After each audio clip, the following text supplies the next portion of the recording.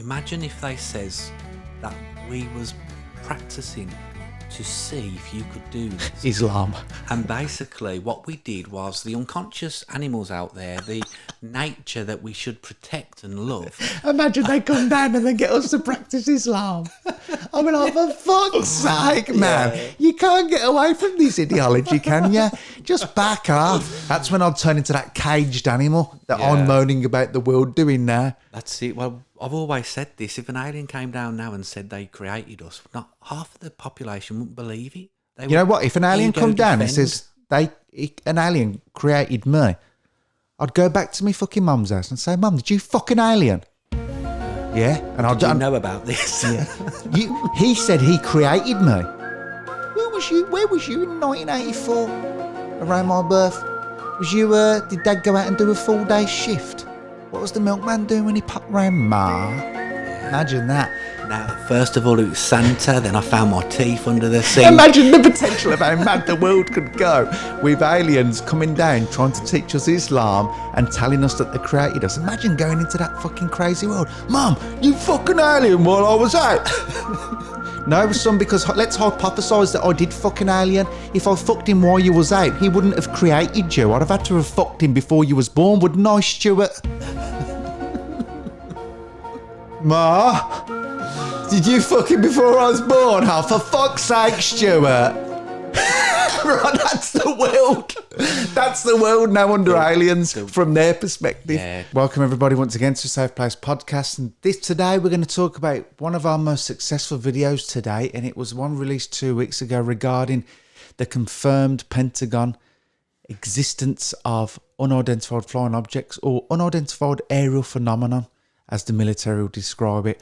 And we had hundreds of comments on that video from various different UFO Facebook pages, and we're going to go through some of the mentality out there in terms of the existence of these confirmed UFOs, which could lead to the existence being proven that aliens exist. And let's give you a really quick background of what that last video was about. It's about how aliens are going to be here to save us, and how and why they need to save us. So let's go through the first comment. So the first comment was here from Peter Munge. That's M-U-N-G. So if you're out there, Peter, let's delve into the psychological world of Peter Munge. Do these inglorious bastards reproduce? Like they have family, relatives, lovers, etc.? Or don't they just have organs like hearts, dicks and brains? Just thinking. Right. Thank you for that, Peter. And let's see if we can give you some clarity on what that is, those thoughts and those things that you're fucking conceptualising in your mind. It basically means, Peter, that you're going to have to go and visit your GP. It's time to ask the GP for antipsychotics. It doesn't mean there's anything wrong with you, Pete. All right, buddy? Well, get to the doctors. What do you reckon, Craig? I think that Peter is the type of guy who thinks it's okay to go down the local news agents with nothing on apart from a onesie. Let's give Peter a little bit of credit here. I mean, do aliens have hearts? Do they have family? Well, these are questions that we would like to know. You can understand why someone... yeah, with Peter then. After that big rant, absolutely abusing Peter out there. You're actually going, Pete, you know what? I have asked those questions. It's time Craig goes and visits his GP, isn't it, Pete? But the thing is... Maybe I can book you a joint appointment. Sometimes you have crazy thoughts, really wild thoughts, but what Peter did as a massive mistake is he put it on social media. Shared them.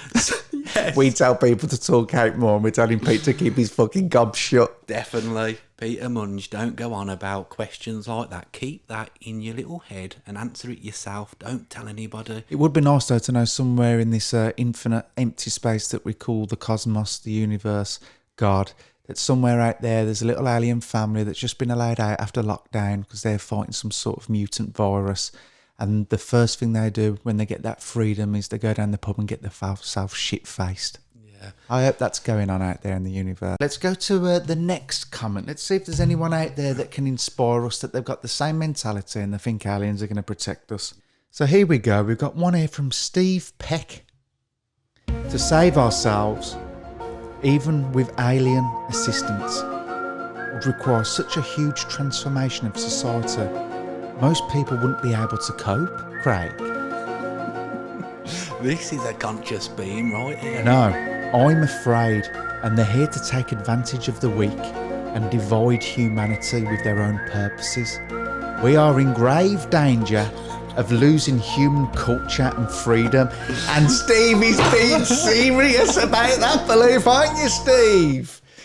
Oh my God, I thought you was a conscious being for 1 minute, but what you sadly did was show how a fear can override your thought process, which would make what we're going to do when we first spot a little green man who's going to teach us all about the world and he's here to save us, and we're going to blow his fucking head off.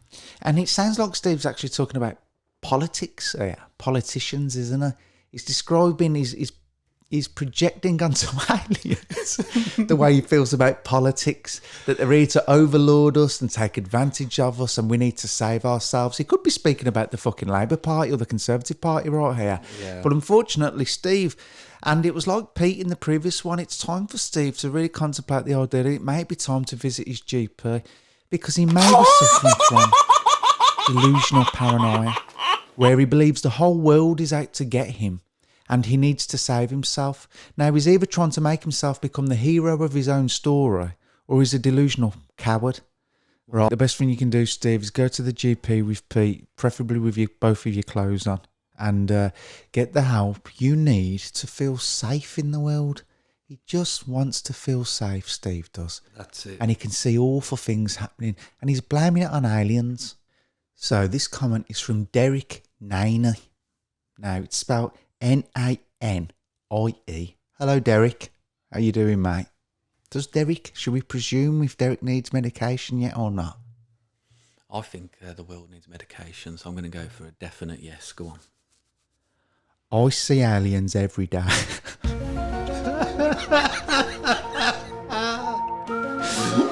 They are all around us, pretending to be us. Okay, Derek, and what evidence have you got for this? I was 8 years old when it first happened. Derek, where are we going with this, mate? We're opening up a court case here. Jesus Christ. I was 8 years old when this first happened. I remember it was a late night. So it's going quite poetic here, Derek. Beautiful story. It's telling us a story. It was a late summer's night and I was there lying in bed when I saw something appear. I could not move. Exclamation mark. So I'm almost going back into Derek's trauma here. How many chapters he wrote about? I don't know, it goes on. I could not move, and in that moment all I could see was a being that was grey with large eyes standing at the bottom of my bed. No, it was Grandad. You know what? I'm not going to read any more of that. Go on, no, really, that's a beautiful story. Right, because it was his Grandad. Let's be honest about children's imagination right here. Grandad was at the bottom of bed. The reason why Grandad was grey is because he was dying of fucking Parkinson's disease, right? Oh my God. Oh, I'm sorry. It's just a joke. He was grey and he was dying of Parkinson's disease. And the reason why his eyes were so wide is because Grandad hasn't slept in 72 hours. That's it. He was dying and he needed his medication, which he accidentally left when he read little Tommy a little story, didn't he? Read him a bedtime story and he left his urgent medication by the bed, so he walked up with the Parkinson's, shaking in dark shadow with a big beard, and was like, oh, I need my meds. And all that person saw was like, shit, I'm being abducted, because you went to bed watching X-Files, didn't you? I thought you didn't have that comment. You've read it fucking through to the letter. Well, I didn't know you'd memorise it. I was abducted. I need to tell you about this. Asian gang when I was 15. I shit myself.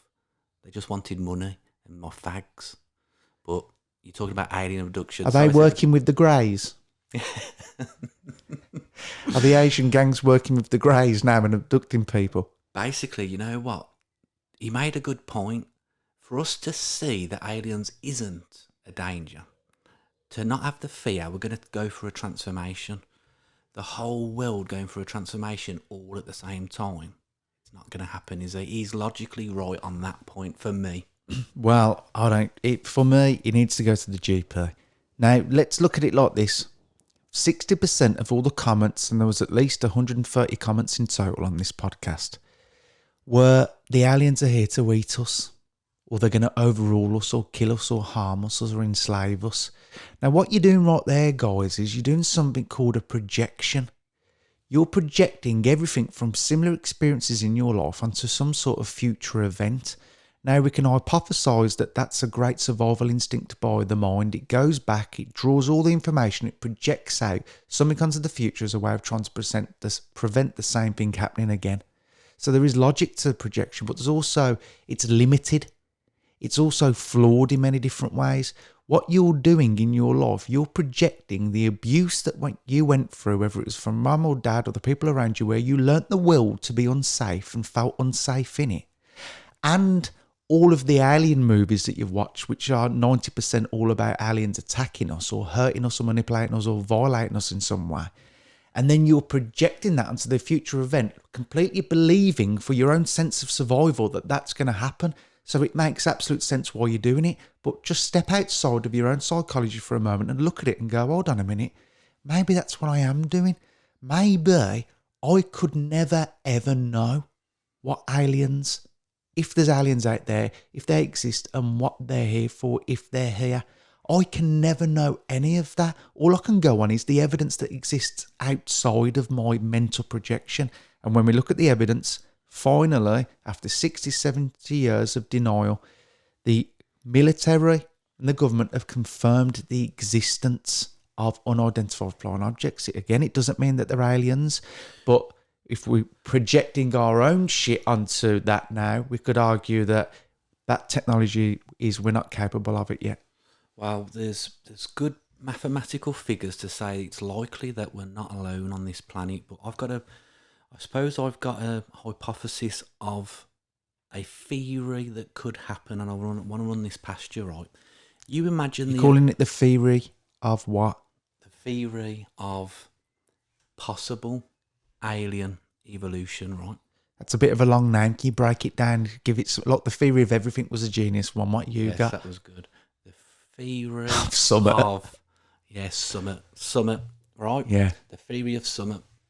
So if you look back at the evolutionary chain at the moment, and I like to put nature and plant life at the beginning of that, some sort of organism that was created.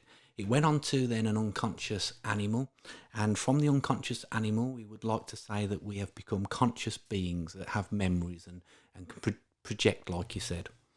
Now, wouldn't it be fascinating, just a theory, that aliens come down and said that the whole point of this experiment, this project that we worked on and we created, was to see if we could create a conscious being that looked after unconscious beings. If you could basically love and be kind to an unconscious being, for you being the stronger creature, just like we also have done this, because we're the stronger beings than you and we don't have to kill you. So what you're using is that linear timeline model to understand evolution, how it started off from this single-celled organism that evolved over a period of time into a reptile with a flight or flight response, and as it's evolved into more human or humane types of consciousness, it has the ability to emphasize and open up its heart. And let's imagine that the alien race existed 200,000 years before us, or let's say it even existed 50,000 years ahead of us.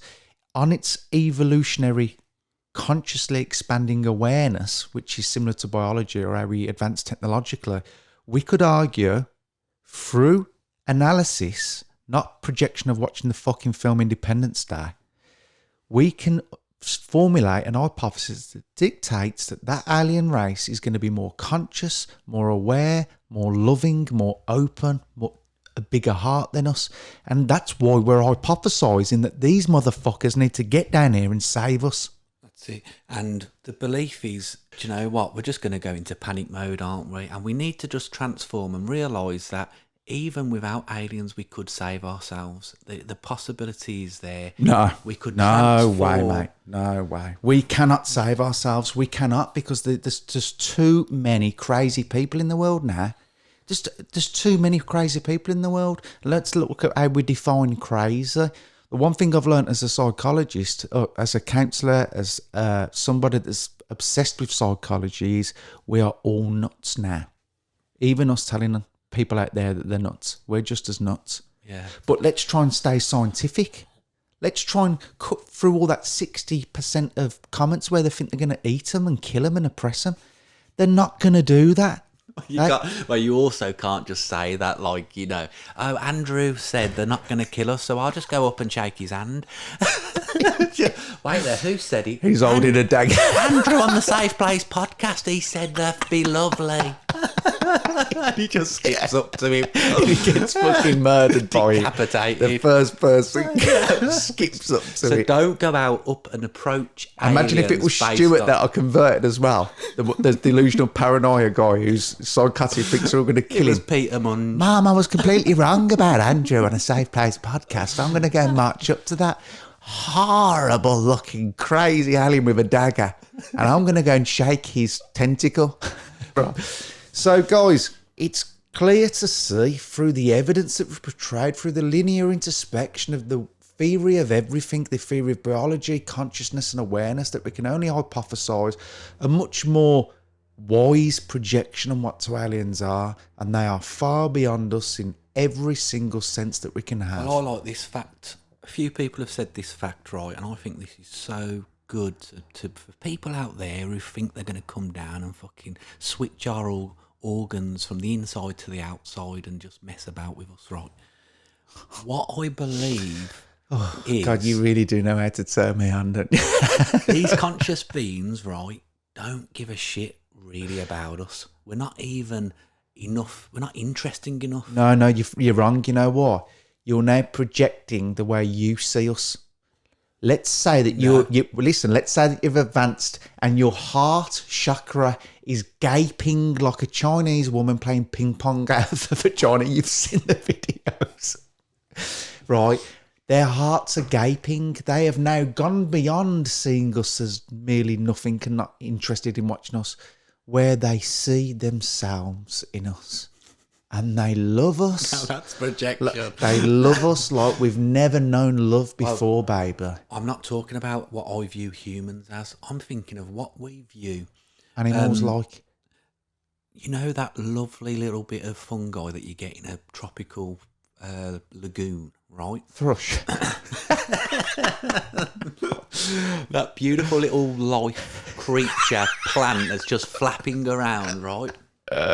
You really do paint lovely pictures in the mind, don't you? It's alien. It's incredible. Wow. But are we there constantly messing about with it and looking at it? No, not many people What give are a you shit about talking that. about? Now the aliens they see us as that. We're just plants walking around. No. You think they're going to come down to a being, an organisation that basically spends fucking 10 hours of the day in a job that they don't want to even do? Yes, because we're imprisoned and we 10 don't even hours know for it. sleep. Tell me with your heart chakra, Craig. Your heart chakra, I've known it.